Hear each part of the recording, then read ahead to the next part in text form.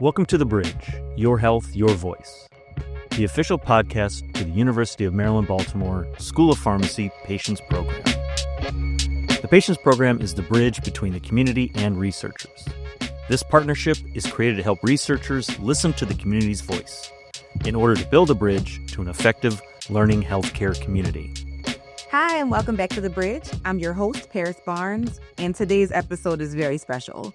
And it's not special just because we have Seantae Jackson from the Sandal Blue Foundation, but because it's actually The Bridge podcast's third birthday.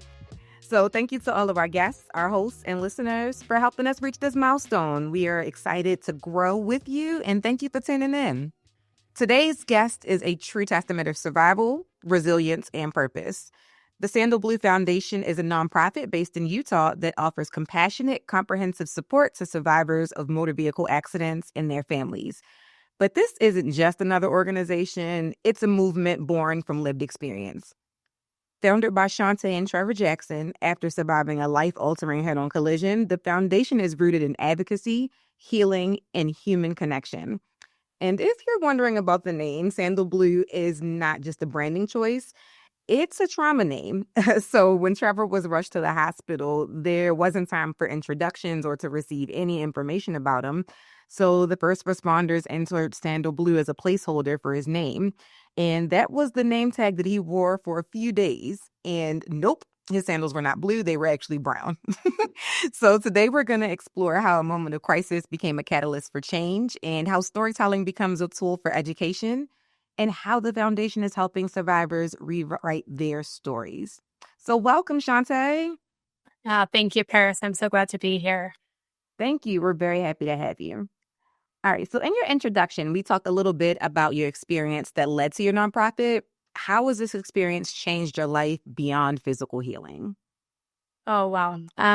It's interesting. We all go through different things in our life, and some of the things that we go through in our days feel very small and perhaps insignificant. And then years later, we recognize that they really made a large impact on our life and who we have become.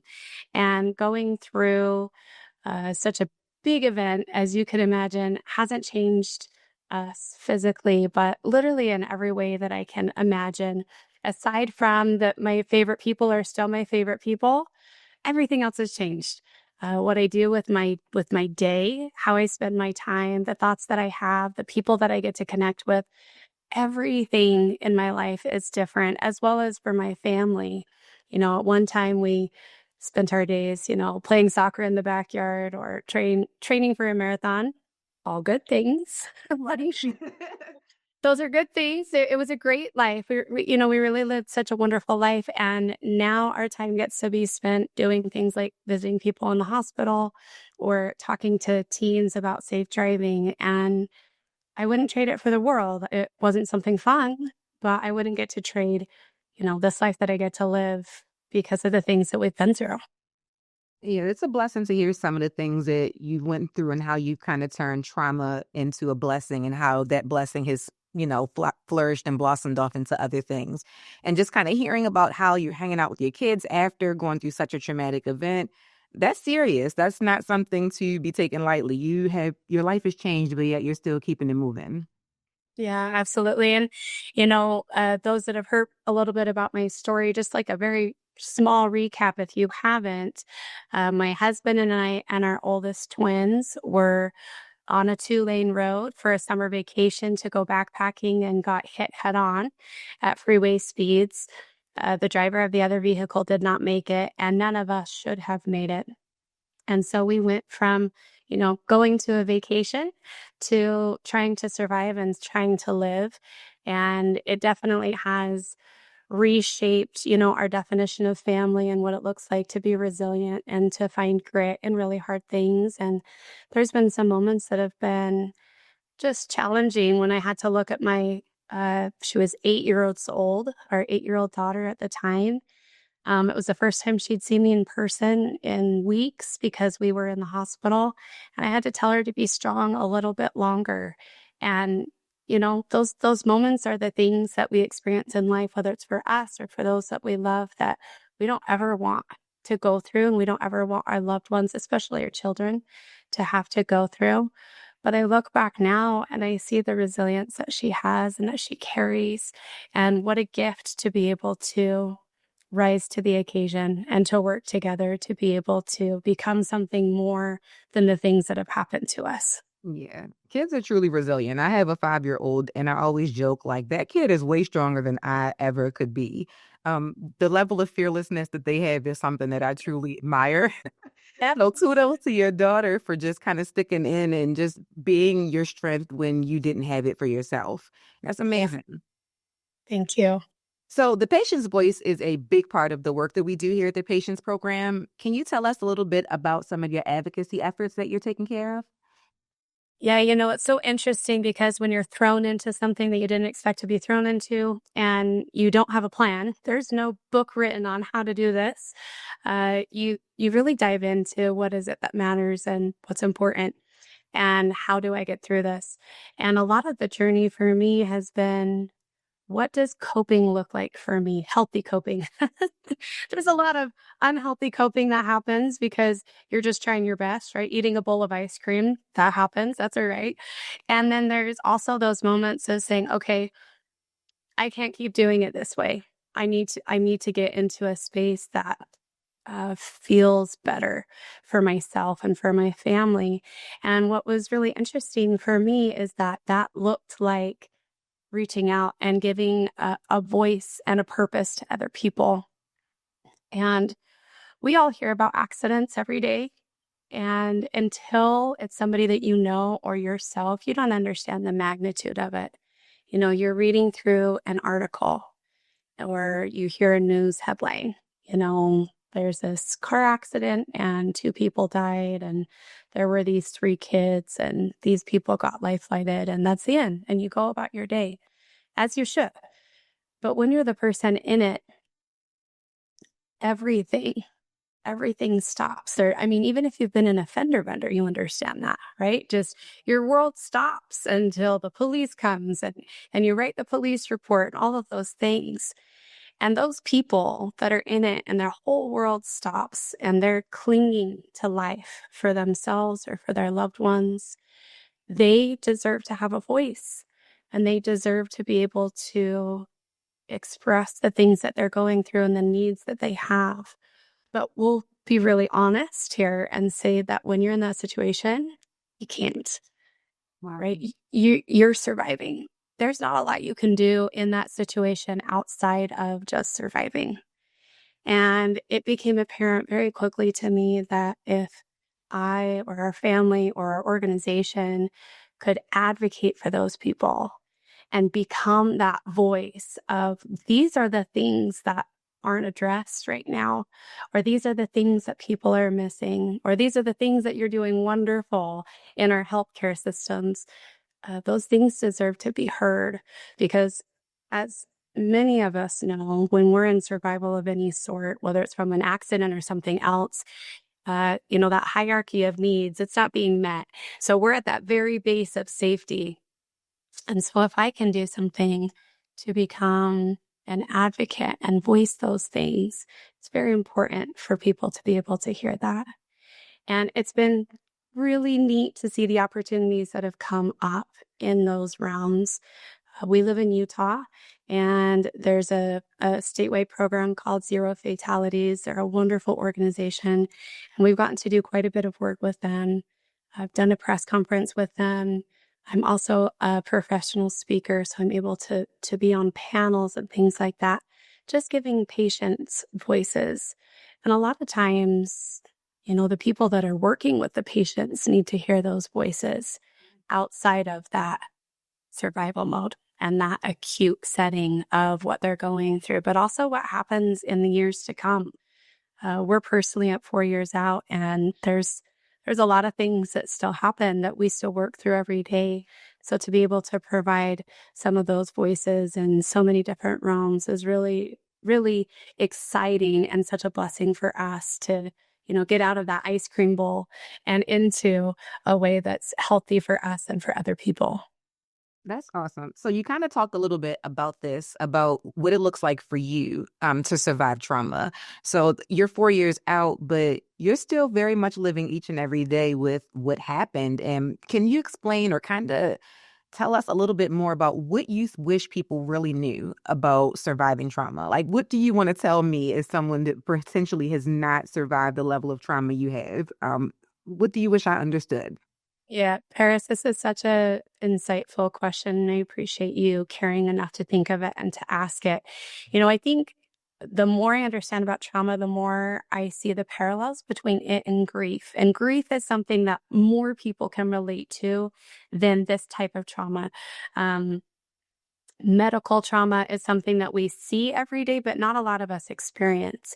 But a lot of us understand grief of some sort, whether it's the loss of a loved one or a good friend, or even the loss of, what we thought our life was going to be. Loss and grief come through so many different avenues in our lives. And that's what I would love for you and the listeners to know is that trauma, especially a medical trauma, where there's a lot of forgiveness that has to come into play. We have to grieve the life that we thought we were going to have and reshape our future and our purpose. Something that I would love for people to understand is that it doesn't just affect us in one way.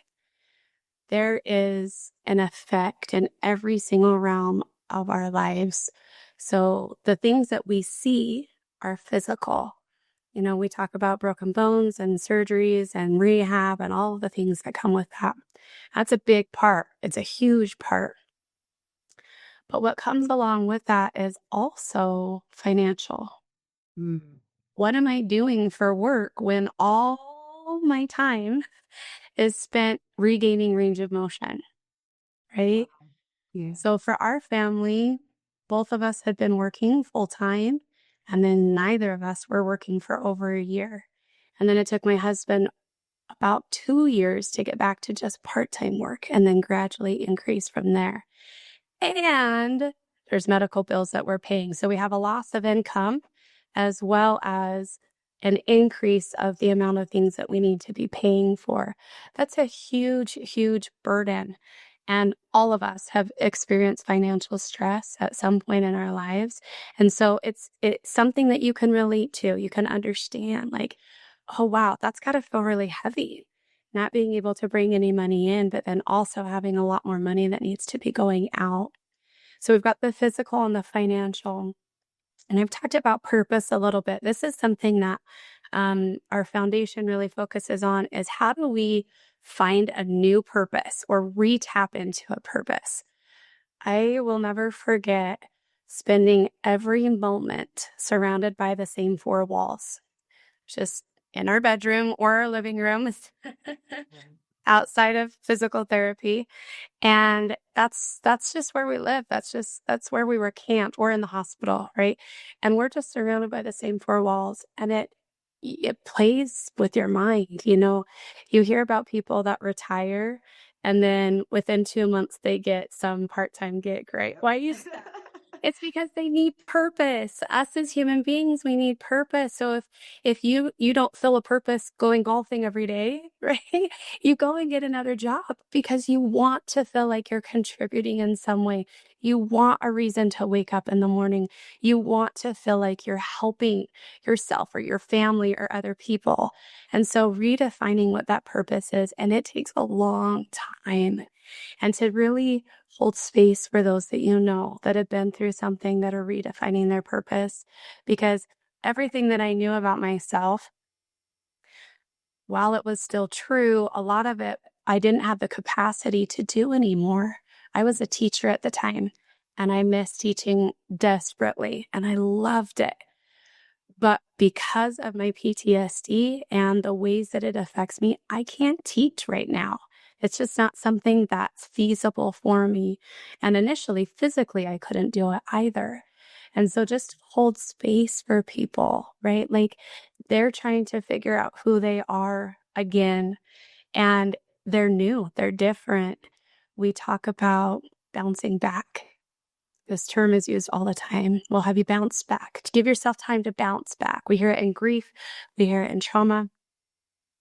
And I would like to really just advocate for those that have been through something. We don't actually want to bounce back. I don't want to bounce back, because if I bounce back to who I was before this, I wouldn't be able to get through today, right? I have developed skills, and I have developed an ability and a capability to bounce forward. I've learned how to deal with what's in front of me and to see the light that's in it and to find the positives and to hold opposite truths at the same time, anger and gratitude. And if I was to bounce back, I don't know that I'd understand those concepts as well. So when you're asking, how do I support someone, or what is it that I should know about somebody that's been through a trauma like this? Those are the things. Holding space and time for an understanding that it's affecting them in every realm. It's physical. It is definitely about redefining their purpose. It's financial, it's spiritual, anything that they held true before, they have to redefine. And it is like grief. It's not going to follow this beautiful curve that's always flowing upwards, saying, oh, every day I'm a little bit better. It's not like that. Our healing in each of those realms is this big, jumbled, tangled yarn mess. And it's allowing space and time and love for that tangle to just be part of what life is, and to be able to move through it with as much grace as you can hold for that person. Wow. Oh, thank you for just sharing that, because as you were saying that, it just reminded me that sometimes I need to step back and be okay with not bouncing back, because who I was then is just not where I am now. And for me to grow and elevate and do all the things in this life that the Creator has for me, I can't bounce back. I have to go forward. So thank you for sharing that. I think that's something that our listeners can take with them, not just in understanding, surviving trauma, but understanding their own way of life and understanding that we just all need to really take this thing one day at a time. Maybe we don't need to bounce back to who we were, because who we are today is exactly where we're supposed to be. So thank you for sharing that. That was beautiful. I'm going to hold that dear to myself. Honestly, that's something I'm going to really ponder over the rest of the day. You're welcome. And I would love to just piggyback off of that, because I just appreciate your sincerity that we don't have to go through some big, huge life event like I did for us to hold space for that, right? For us to recognize that who we are today is just a little bit more of a refined version of who we were yesterday.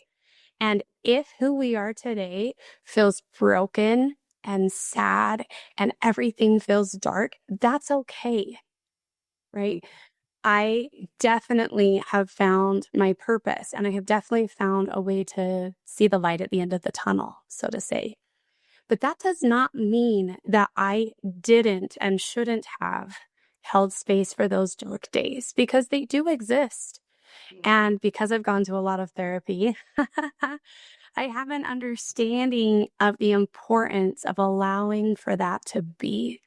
When we resist that feeling, that hard, deep, really uncomfortable feeling of the things that are weighing on us, it's actually scientifically proven, but those things are going to hit us harder. And our brains are going to really cling to them. They're going to try to make sense of them. And when we allow them to come in, and we allow them, I call it flow through us. We allow them to flow through us. We actually can work through those challenging times both quicker and in a healthier way than when we resist them. So if any of you are going through something that just feels hard, and I would guess all of you are, if you're going through something that feels hard, it's okay to take the time. In fact, I would encourage you to, I would challenge you to take the time to pause, to turn off your mind. I'd even call that screens, right? Turn off all of the other things and allow yourself to feel it and to sit with it. And it will be uncomfortable. And after you've done that, you're going to feel a little bit lighter and your brain's going to have already processed it so that the next time it comes up, it's not going to be burdening you in the same way. And that's something that I've had to learn with PTSD. I've had to allow it to come in and flow with it, because when I resist, it takes over my body. Yeah. And that's not always conducive at the moment, right? Like if I'm driving down the road and PTSD hits me, I don't want it to take over my body. It's not safe. So allowing for it to flow through me is something that's really valuable. And Paris, you have bounced forward, right? Those things that you've done. Yeah, you are a more beautiful version of yourself. And that is to be commended. Oh, thank you. I appreciate it. I'm trying. I promise you, every day I wake up and I'm like, I'm trying. I'm trying to be my best me. So thank you for noticing. And I'm grateful that you recognize that, and not just my goals in life, but yours too. Yeah. So, this has been good, but this is sadly my last question. I could definitely chit chat with you all day, but as our listeners, I'm not sure if our listeners know, but the Sandal Blue Foundation are going to be partnering with the Patients for Patients Going National. And you kind of touched on this a little bit, but what are your hopes for expanding this work that you do while you partner with us? This is such exciting news. And as many of you may hear, kind of themes as I'm talking, it's really important to me that the one is heard. Whether it's you, Paris, or whether it's you, audience listener, whether it's that person that's never heard this podcast, it's really, really important to me that that one person's voice is heard. And the exciting part of the Going National initiative is that one that's waiting to be heard is going to get the opportunity. When we expand and collaborate and work together in these types of ways, those people out there that maybe haven't had the opportunities to talk with people like us that are really all about change for the positive, or they haven't been capable of communicating these things, this initiative is going to allow that, because we're going to be able to provide research in a way that can give those ones a voice, and in a way that they couldn't before. And it is just really, really exciting to understand and to know that you out there, you will be heard, and we're going to do everything we can to help your voice to be heard in a way that's going to help you in the ways that you need. This is such exciting work. We are just grateful to have you with us. We're grateful you're partnering with us. We're just excited for this work. This has been great. This pod has been enlightening, truthful, honest, and honestly really therapeutic. So just again, thank you to the Sandal Blue Foundation for partnering with the Patients Program. And thank you to you for taking your time out today just to kind of chat with us and to hold space on the internet where it will live forever, so that everyone can hear this and take this with them wherever they go. Absolutely. Thank you for having me. Thank you for listening to the Bridge Podcast. To learn more about the Patients Program, visit our website at www.patients.umaryland.edu.